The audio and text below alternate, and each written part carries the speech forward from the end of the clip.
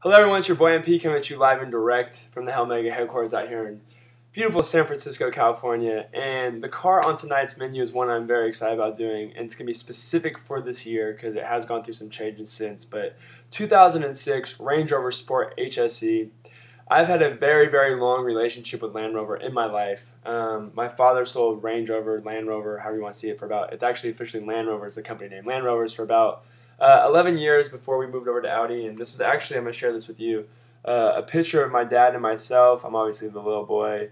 That's a Defender 90. This was one of the very first days I ever got to drive a car on my own completely. I was 9 years old. My dad was teaching me how to off-road. And we went out with some Land Rover professional drivers and stuff like that. So I've had a lot of great experiences with Land Rover. And today I get to talk about a car that I've really enjoyed for the last 3 days. A lot of things have changed at Land Rover. From obviously 2006 to 2009, 2010, and even before that. You know, BMW owned the company for a long time. A lot of people didn't know that, for about a decade before they sold it off to Ford. And the Range Rover Sport HSE was the first Ford product that Land Rover had experienced.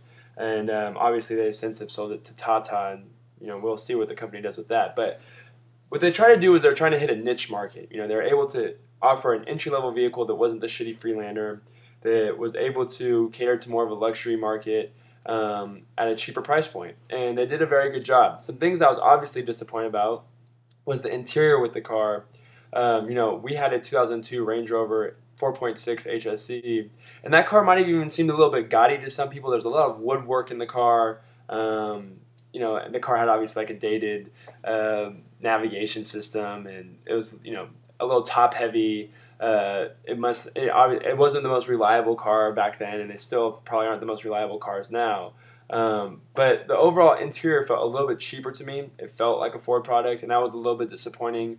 The woodwork was semi-tastefully done. It wasn't over the top, which was nice. It felt almost like a Web 2.0 interior car in terms of the way the woodwork was laid out. But I think they could have done a little bit of a job of, you know, making the car feel a little richer, but I guess that's their way of separating the Sport versus the full-body HSE, and another way of making the car feel a little bit sportier. I just wasn't a very big fan of the plastic, especially with the radio head. The navigation is kind of awkwardly out of place. It's a touchscreen as well, so it does require you to kind of lean, really mess with the screen and all that. Kind of really wasn't overly impressed with all that. What I was impressed with, though, was the exterior design of the car. To me, really aggressive, really nice. I'm happy that they kind of kept like the very original blueprint or the current blueprint to the car and just really spiced it up a lot. They kind of felt like it feels like it's been lowered, squattier, like a little, it almost feels like a crossover almost even, but bigger, because the car is actually smaller than an LR3. Most people don't realize that. The overall length, I think, is smaller than an LR3. And oh, by the way, I was just driving the HSE, not the supercharged. So that's going to be the 4.4 liter V8, 300 horsepower, which is now, obviously, for all you real gearheads out there, motorheads out there, the 2010s are obviously offered in a 5.0 liter and a 5.0 liter supercharged. And back then, it was a 4.4 liter V8 and a 4.2 liter supercharged. Both are Jaguar motors, which you have to understand at the time, Ford owned both Jaguar and Land Rover. They blended the parts together. Just like now, Tata owns Tata probably should own Ford. Tata owns Land Rover and Jaguar, and they still blend the parts together. So it is a Jaguar motor in the car.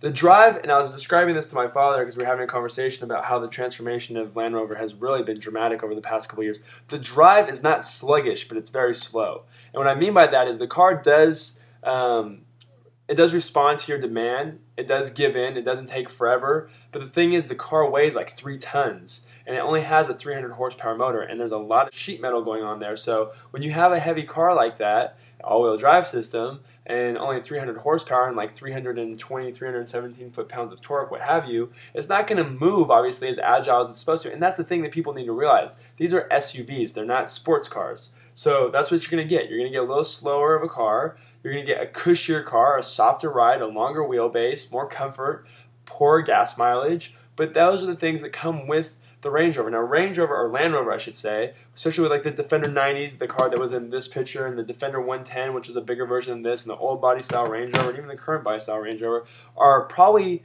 I don't know about the current, but those cars are really incredible, especially like the Land Rover Disco 2. I keep interrupting myself. They've made so many great cars in the past. All phenomenal off-roading driving vehicles. This car, I obviously did not take off-roading, but I can assure you, just from my city driving in the car and obviously my driving experience on all the past cars, I don't think that this car was built with the idea in mind that this car was going to be doing too much off-roading in dirt or desert. It does have like a little dial that allows you to adjust the way that the car is expected to work in terms of its all-wheel drive. And I'm sure it would do fine, but I don't think it wasn't built in mind to do what these cars are capable of doing. It's definitely more of like a city car, and that's even weird to say for an SUV, but it's a cruiser, it's driving around town, drive to your house, like the Escalade, be comfortable, kind of a be-seen car, not necessarily a functional off-roading, climb rocks kind of a car. And I think that the people that are buying these cars, it was wise of Ford to build this car because the people that are buying these kind of Land Rovers aren't really doing what these cars are capable of doing. So they hit a good niche. And that's why they sold the shit out of these cars. Keep in mind, with everything that I've said, and obviously Land Rover changing hands 3 times now in the last 15 years, or even more so I should say, well, BMW, I think, inherited them in 94, 95. So, yeah, BMW, then Ford, then Tata, and there was someone before, obviously, BMW, so 4 times in the last 15 years.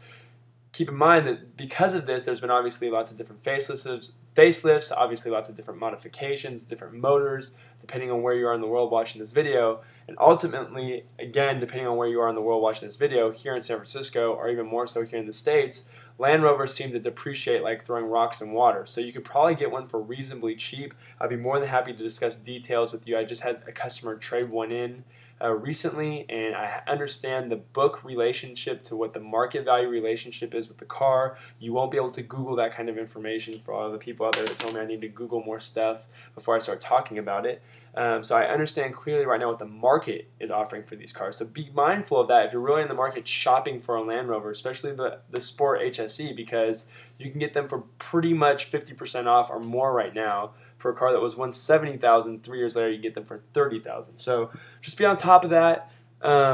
Understand that it is a car where I had to actually button it up. I had to feel like I needed to drink a glass of tea when I talk about this car. It's extremely elegant, extremely classy. I absolutely love it. The drive is extremely comfortable. Here's going to be my top 4 right here why you should be interested in buying a Range Rover Sport.